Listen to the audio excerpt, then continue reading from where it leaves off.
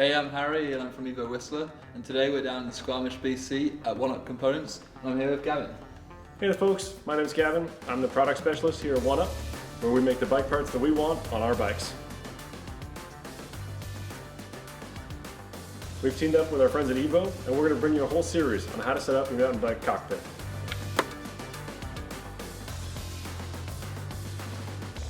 And what do the controls actually mean? The controls are going to refer to your shifter, your brakes, and your dropper post remote.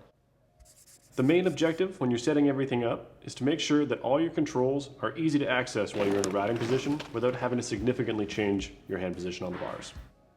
So we'll start with brakes. You'll want to position the brakes so that your index finger falls naturally on the end of the lever blade. Brake lever angle can be adjusted up or down on the bar.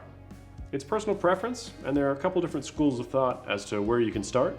But the key here is you're going to want to aim for a nice, natural, neutral position to prevent any kind of wrist strain during long rides.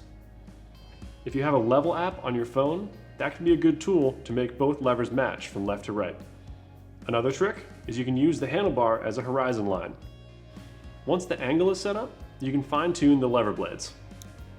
Many modern brake levers will have reach adjustment screws, which adjusts the lever distance to feel natural and be easy to pull. Set the distance so you can comfortably engage the brakes with one finger. Make sure there's a small gap between the lever and your grip at full pull. You don't want your lever touching your bar. Most modern shifters will mount directly to your brake clamp. This gives your bike a cleaner, simpler look and is easier to set up. You'll want to position your shifter so you can intuitively reach it with your thumb without having to move your hand too much. You'll also want to make sure that it doesn't interfere with your brake lever during actuation.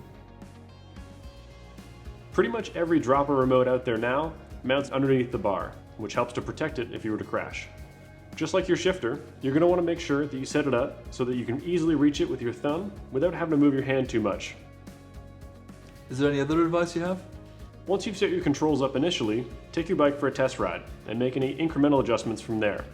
Make note of any hand pain or difficulty reaching controls. It's important to remember though that personal preference plays a big role when you're setting up your controls. What works well for one rider might not work well for another. You're going to want to experiment a little bit until you find what works best for you.